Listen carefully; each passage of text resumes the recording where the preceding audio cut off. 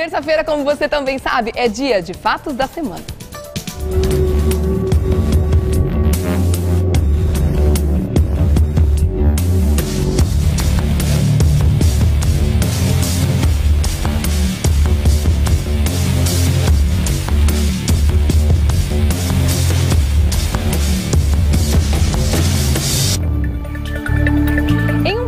Feito pela internet, a presidente Dilma Rousseff assumiu, tudo o que aconteceu no primeiro mandato. Os gastos foram excessivos e agora a gente está no vermelho. Dá uma olhada aí.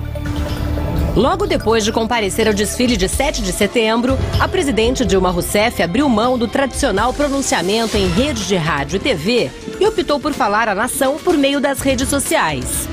Em seu discurso, a presidente admitiu que os atuais problemas do país são consequência dos gastos excessivos para garantir o emprego, a renda do trabalhador e a continuidade dos investimentos nos programas sociais.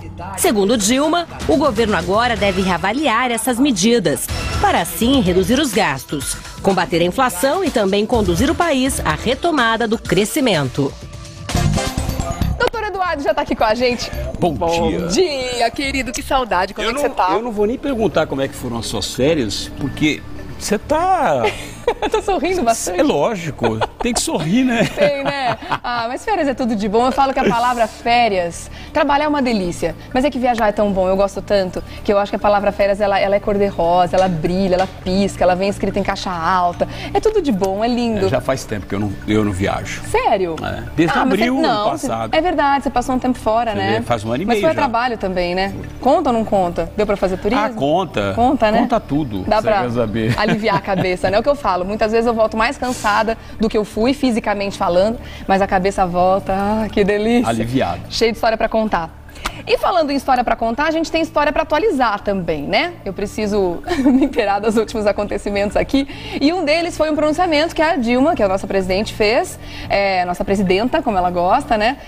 E assumiu finalmente que gastou muito e que agora a gente está no vermelho, que agora não tem dinheiro para nada. E aí a gente vai saber quais são as consequências disso. Uma delas é aumento de imposto, como a gente já está vendo aí a rodo, né, doutor Eduardo? É verdade, mas você sabe que hoje é um tema só, né? Porque falar do pronunciamento da Dilma, falar do anão dançando, o Gogo Boy dançando no Denark e os militares que é da guarda presidencial dançando funk é um assunto só, né? Como é que é? Se cobrir vira circo, se secar vira hospício, isso aqui. Completamente. Os palhaços já têm 200 milhões, né? Vou fazer o quê? Querido, conta aí pra gente, quais são as consequências disso? Como é que a gente pode avaliar esse momento da economia e da crise política também? Afinal de contas, ela quer subir imposto que não depende da Câmara justamente porque não tem como conversar mais, né? Na verdade, o fato dela admitir um erro não é bem um erro, né? Na verdade, foi uma roubalheira toda e uma obviamente... administração mais corrupção igual a isso que a gente vive hoje. Soma a isso o que nós estamos vivendo, né? Agora, o que eu acho mais grave nessa fase, nesse momento da presidente Dilma, realmente ela agora, toda a assessoria dela vir com essa questão de aumento de impostos por decreto, que isso eu acho o fim do mundo, acho um estelionato, ou seja, tenta emplacar o CPMF, a CPMF, né? Certo, como a CPMF, na verdade, todo mundo criticou, tinha que passar pela Câmara dos Deputados, os deputados já refutaram, ou seja, disseram que não pode voltar com esse imposto provisório, né, com essa contribuição provisória, né, e agora está dizendo em 3 impostos, né, ou seja, o CID, que é o imposto sobre combustível, né, o IOF, que é sobre movimentação financeira, e também a questão do IPI, que é o imposto sobre produto industrializado. Que é tudo o que a gente consome, o que eu acho o absurdo maior é a CID sobre o imposto sobre os combustíveis, que você sai de 0,22 centavos por litro de imposto para 0,60 centavos por litro. Ou seja, 200% de aumento. Né? Então, isso para mim é um estelionato contra a nação. Isso não tem a sombra de dúvida. Né? Sem falar na questão do problema da Minha Casa Minha Vida, que é a terceira fase, mas pelo que nós estamos percebendo, vai recuar. E a questão do desemprego, que cresce de uma forma em passos largos. É galopante, né, doutor? Nordeste, principalmente, né? Norte e Nordeste nós estamos com 2 dígitos, ou seja, já passou de 10% do desemprego, o que isso é muito sério, Porque, na verdade, o Brasil sempre se manteve nesses últimos 12 anos em torno de 5%, 6% no ultrapassado. Comparado com outros países, inclusive. Sul e Sudeste, por exemplo, nós estamos batendo 8,3%, 8,8%, né, que é muita gente desempregada. Então, é óbvio que essa crise está caminhando a passos largos e isso realmente é muito preocupante, porque tecnicamente, eles falam tecnicamente em recessão, mas para mim, na verdade, já não é mais tecnicamente. Nós estamos num processo de recessão e que, obviamente, o fato da Dilma admitir essa questão do erro, para mim, primeiro que não é novidade, né? Eu acho que ela foi a última a saber que nós estamos em recessão, né? Então é óbvio. Eu acho que é uma má gestão, acho que realmente foi um estrago que fizeram, né? Se gastou muito dinheiro. Na semana passada, inclusive, nós falamos, ou seja, os cargos de comissionado, mais de 20 mil cargos de comissionados, tem que reduzir o tamanho da máquina. Isso não tem jeito. 30 e poucos ministérios, tem que reduzir para 20 e poucos ministérios. É muito gasto, né? Ou seja, tem que, na verdade, fazer uma contenção de despesa para poder. Agora, dar esse golpe, ou seja, aumentando esses 3 impostos por decreto, ou seja, uma canetada, coloca lá a assessoria dela e ela vai lá e assina, né? E você vai dormir de uma forma e já acorda, já acorda, ou seja, com mais impostos. Mais dívida, né? Porque hoje tem gente acumulando dívida só hoje em dia. O imposto sobre operação financeira, que é aquele lá, cada chequezinho que cai na tua conta, cada dinheiro que você movimenta, vem lá o IOF, no cartão de crédito no cartão de crédito, ou seja, compra lá fora, vem o IOF. Então, é uma carga tributária, assim, absurdamente... Já é assombrosa, né? Vai ficar muito a maior carga, é um dos países que tem a maior carga tributária. Então, esse é o grande problema. Agora, a única forma, a única leitura que eu faço dessa tentativa do governo cobrir esse rombo de 60 e poucos bilhões do orçamento para 2016 é o que? É aumentando os impostos. Mais uma vez o contribuinte vai pagar. Eles administram mal, roubam tudo que pode e o que não podem e a gente que vai pagar a conta no final. E além disso ainda tem a questão do aumento da faixa etária do imposto de renda sobre pessoa física, né, de grandes fortunas, que passa de 27% para 35%. Tá. Ou seja, então aquelas pessoas que têm que retém imposto de renda, esse imposto já vai para 35%. 35% é mais do que um terço. Mais do que um terço. Né? Ou seja, é como se você trabalha 12 meses, né? Mas você paga de imposto 4 meses. Pouco mais de 4. Né? Ou seja, então esse é o grande problema desse país. Ou seja, agora, politicamente falando, assumir que você errou no passado, que você gastou demais para manter uma certa estabilidade e que agora a gente vai precisar tomar uma dose de um remédio um pouco mais amargo, na verdade, amargo já está há um bom tempo. Agora ele vai ficar praticamente insuportável. Politicamente falando, isso pode aumentar ainda mais a crise, pode aumentar ainda mais o problema de negociação que ela está tendo? Olha, às vezes as pessoas acham pessimista demais, né? E olha que eu sou uma pessoa otimista, né? Mas eu acho que nós não batemos no fundo do poço, não. Nós estamos em queda livre. Nós estamos em queda livre. Eu acho que reverter... O grande problema desse país não é que ele se encontra numa crise econômica financeira, mas essa crise econômica financeira, ela só chegou nesse patamar porque, na verdade, o Brasil perdeu a credibilidade, a confiança. Então, os investidores deixaram de investir dinheiro. Né? Você viu que o dólar chegou a quase 3,90. Ou seja, ontem eu passei no free shop, estava 4,9 se você quisesse comprar em reais. Isso no turismo, é isso, 4,9. Então nós batemos R$4 o dólar. Então o que eu falo, nós não batemos no fundo do poço ainda.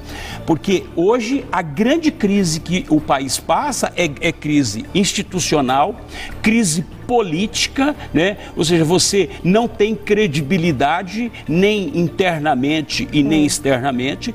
E eu acho, essa é a percepção que eu faço. Se a presidente Dilma canetar esses impostos todos, ou seja, aumentar esses impostos por decreto, ela não resiste. Eu acho que ela não resiste. Você acha que não? Não. Mas não resiste em que sentido? Você acha que ela ela sai por livre e espontânea vontade? Eu acho que o impeachment é quase líquido e certo, né? Quando o vice-presidente deu aquela declaração semana passada que criou um reboliço na política, né? Todo mundo achava que ele queria sentar na cadeira, mas de fato ele quer sentar. Ele pode até não admitir, mas que ele quer sentar na cadeira, ele quer. Isso é óbvio, né? Tá muito evidente isso. Ele tá só esperando a hora, né? E aí o que acontece?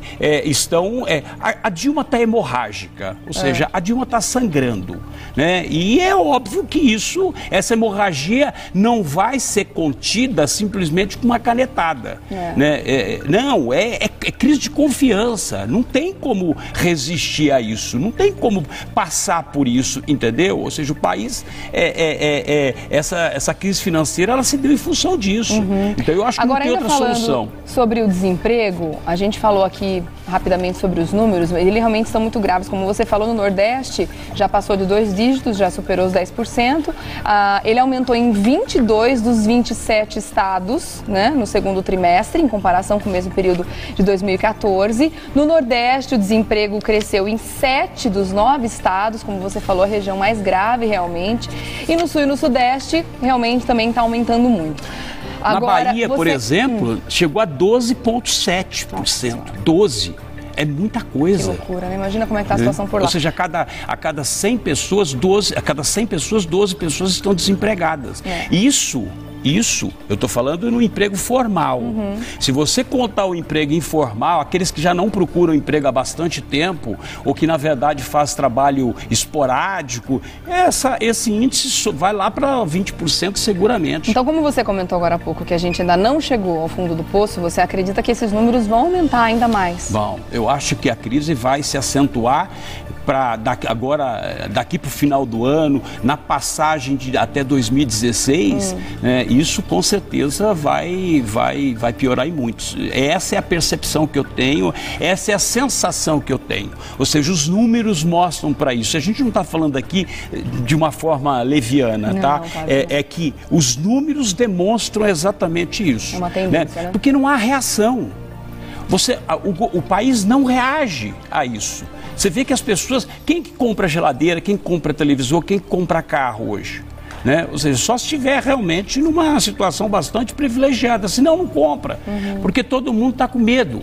Está com medo de ter o dinheiro confiscado, está com medo de uma série de coisas que pode acontecer. Nós já passamos essa história. Já. Né? Então não dá para. Não lembra, muita gente não passou por isso, mas não dá para você ignorar, né? Todo mundo. Eu vira e mexe, eu tenho recebido mensagens. Será que vai ter confisco e tal? É até temeroso tocar nesse assunto, entendeu? Porque você já imaginou se todo mundo, se por qualquer razão acaba se cogitando de uma forma nas redes sociais, você imagina a corrida nos bancos, acontece o que aconteceu com a Grécia.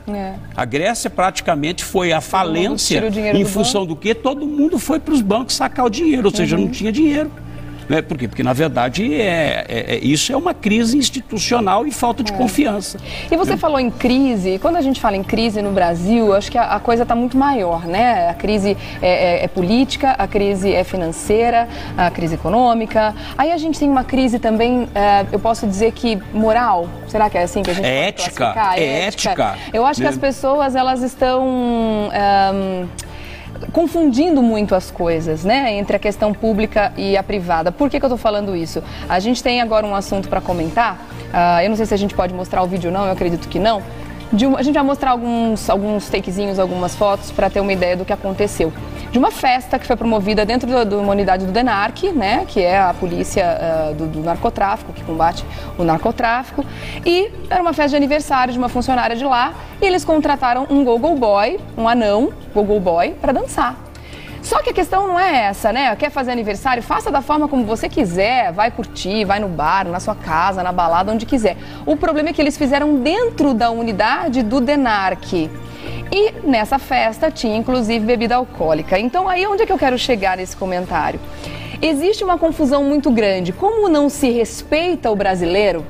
Como o político não tem, como a gente não tem a contrapartida de tudo que a gente paga, né, de imposto, a gente tem que pagar 2 vezes a educação, a gente tem que pagar 2 vezes a saúde, enfim, tudo a gente paga 2 vezes.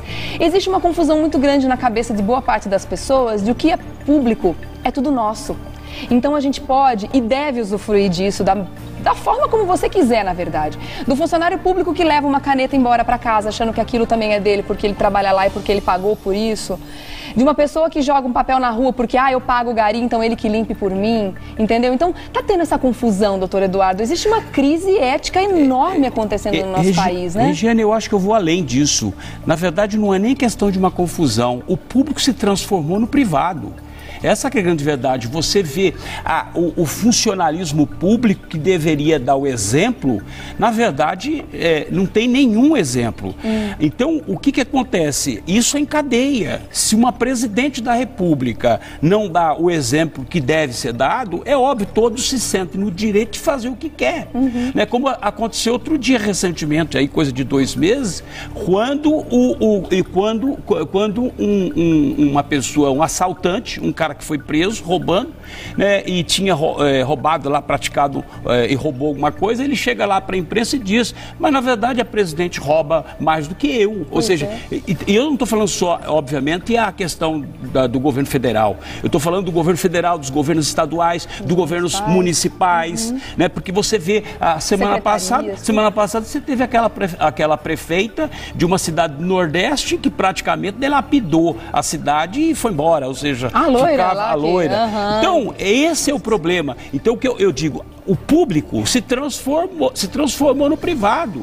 Né? Olha, eu vou um pouco mais além, não é só a questão do anão, o gogoboy anão fazendo a festa, que não deve ser feita. É óbvio dentro de uma repartição pública, porque a repartição pública ela tem que se preservar a questão da ética e da moral sobre qualquer aspecto, entendeu? Mas você pega, por exemplo, os militares que fazem parte da guarda presidencial, ou seja, que na verdade são a tropa, os dragões da independência. Recentemente alguns militares foram expulsos da corporação, do batalhão, porque estavam dançando funk com os fuzis engatilhados, né? E aí filmaram e obviamente foram demitidos. E atirando para cima, então, é isso? Tá aí. Então, o que acontece? Isso aí é tropa da guarda presidencial. Então, por aí você vê que o país está terrível. Ninguém é contra a alegria, ninguém é contra a festa, né? Mas as coisas têm que ser feitas na hora certa e da forma correta. Se uma empresa privada quer fazer uma festa, quer colocar bebida lá dentro, aí para isso tem um dono, né? Tem alguém que fala, deixa, não tem problema, hoje pode. Aí é uma coisa. Agora, uma repartição pública, imagina. Inclusive, esse evento já está sob investigação. Isso aconteceu no dia 2, que foi o dia do aniversário dessa funcionária, na sala da 2ª Delegacia de Investigações sobre Entorpecentes, no DISE, né? E aí, claro, que o secretário de Segurança Pública, o secretário estadual já está a par disso, Alexandre de Moraes, e ele disse que vai, né, para a Corregedoria, vai investigar o caso e vamos ver o que vai acontecer. E você sabe que o agravante que eu vejo nessa festa do DENARC, que é uma delegacia de repressão ao entorpecente, né, ou seja, o divisionário, o delegado divisionário, o chefe estava ali. Praticamente, eu não diria que participando, mas obviamente testemunhando aquela festa, o que obviamente perde a credibilidade completamente. Então, essa é a questão. Nós estamos numa crise ética e uma crise moral no país. Né? Eu acho que é a primeira coisa que nós temos que resolver. Né, dando lição de moral, não tem nada disso, né, gente? Mas a questão é pra gente realmente fazer um exame de consciência. Porque já que não vem de cima pra baixo, que venha de baixo pra cima. Que a gente deu exemplo para que as coisas mudem. Nós somos a maioria, nós somos a esmagadora maioria. Então, se a gente não fizer a diferença, a gente não pode esperar que eles façam. E, Regina, até para fechar esse assunto, nós temos plena consciência daquilo que nós podemos fazer e daquilo que nós não podemos fazer. Isso que aconteceu na DENARC não pode ser feito. Isso que aconteceu na guarda presidencial não pode acontecer. Ou seja, a roubalheira que ocorre hoje no país não pode acontecer. Essa que é a grande verdade. É verdade. Né? Então, eu acho que essa é a leitura que eu posso fazer em relação a esse tema único, né? Essa coisa só. E vamos continuar rezando, que é o que nos resta. Facebook.com, Eduardo César Leite. É só dar uma curtidinha lá e continuar fazendo contato com ele ao longo da semana, porque na terça que vem ele volta. Não é isso? Se Deus quiser. Obrigada, meu querido. Ele há de querer, né? Ele quer, com certeza. Obrigada. Até Boa semana para todos. Para você também, doutor. Obrigada.